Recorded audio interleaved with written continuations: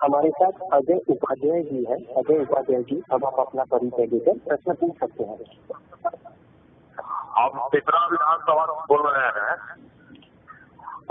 बिहार में soil health भी है और बिहार में भारत को ये जो है उपलब्ध हो सकता है। देखिए, एक पूरे देश में मोदी सरकार आने के बाद मिशन मोड में इस काम को चालू किया गया है। भारत की सरकार ने इस 2 वर्ष के अंदर 453 करोड़ रुपए इस काम में खर्च किए हैं।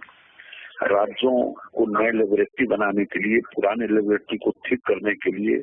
जहां तक बिहार का सवाल है, बिहार को 2 वर्षों में 15 करोड़ रुपए लगभग इस काम के लिए दिए गए हैं और 16-17 के लिए भी हम लगभग 20 करोड़ रुपया आवंटन किए हैं। बिहार के अंदर सॉइल के नमूने तो ले लिए गए थे, लेकिन कार्ड बनाकर उसका नमूने को टेस्ट करके और फिर उसका कार्ड बनवा के प्रेस में छपवा कर बांटने की गति धीमी है। और मुझको लगता है कि बिहार सरकार को इसकी चिंता करनी चाहिए। और हमने बीच में 2 बैठकें भी की थी, राज्य के अधिकारियों से ही बातचीत की थी कि इसको तेज करें, क्योंकि अन्य राज्य, कल मैं पंजाब में था और जो जिस लुधियाने जिले में था और वहाँ किसानों की एक सभा थी, तो उसमें 50 किसान ने कहा कि मुझको सॉइल हेल्थ कार्ड मिला है, मुझको सॉइल हेल्थ कार्ड मिला है। और कई ऐसे राज्य हैं कि बड़ी तेजी से इस काम को शुरू किए हैं। मुझको विश्वास है कि बिहार की सरकार भी इस काम को जरूर तेज करेगी। मैं नेक्स्ट ले रहा हूँ। हमारे साथ श्याम किशोर सिंह जी है। श्याम किशोर सिंह जी, अब आप अपना परिचय देकर प्रश्न पूछ सकते हैं। श्याम कुमार सिंह सुरन चतरा, रुई चंपारण से मैं बोल रहा हूँ। कृषि के विकास के लिए समेकित शोध केंद्र खुलने वाला था चित्राकोटी में। बिहार सरकार से अभी जमीन उपलब्ध हुआ कि नहीं, और यह कब तक खुलेगा? देखिए, देश में हमारे प्रधानमंत्री जी ने कहा था कि पूर्वी राज्यों को दूसरी हरित क्रांति का केंद्र बनाना है। तो समन्वित कृषि पर एक पूर्वी राज्य में कहीं खुले, इसके लिए मोतिहारी को चयन किया गया था और राज्य सरकार से जमीन मांगी गई थी।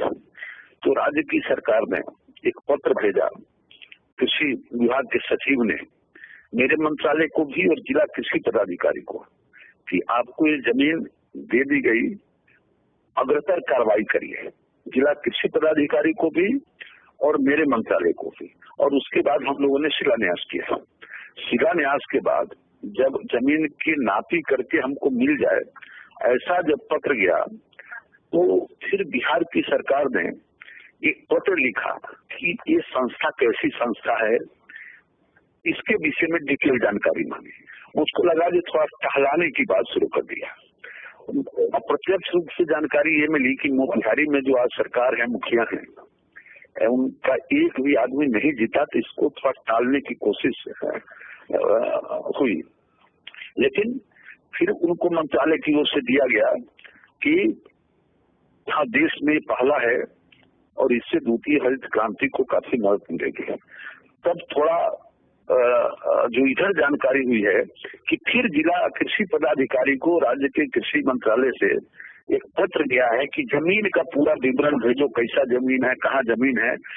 मैं समझता हूँ कि ज्यादा दिन तक नहीं टाल पाएंगे। हाँ, लेकिन जितना विलम्ब कर रहे हैं उससे न सिर्फ मोतिहारी बल्कि पूरे पूर्वोत्तर राज्य के किसानों का नुकसान हो रहा है।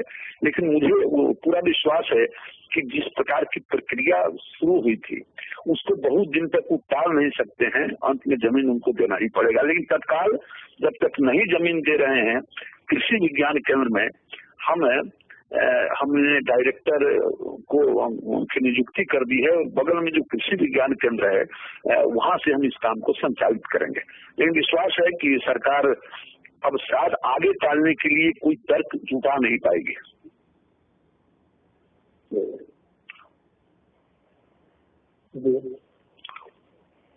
और कोई प्रश्न नहीं है तो मंत्री से आप कॉन्फ्रेंस आगे बढ़ा सकते हैं।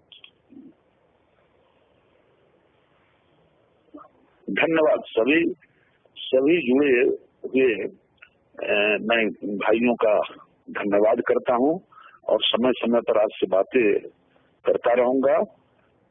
गांव गरीब किसान को मजबूत बनाने के लिए जितनी हमारी योजनाएं चली हैं, राज्य सरकार के अधिकारियों से मिलकर अपने अपने क्षेत्र में प्रभावी क्रियान्वयन में सब लोग जुटे, ये हमारी विनती है। पुनः बहुत बहुत धन्यवाद मैं देता हूँ। हम यहाँ हमारी कॉन्फ्रेंस समाप्त करते हैं। जुड़ने के लिए धन्यवाद।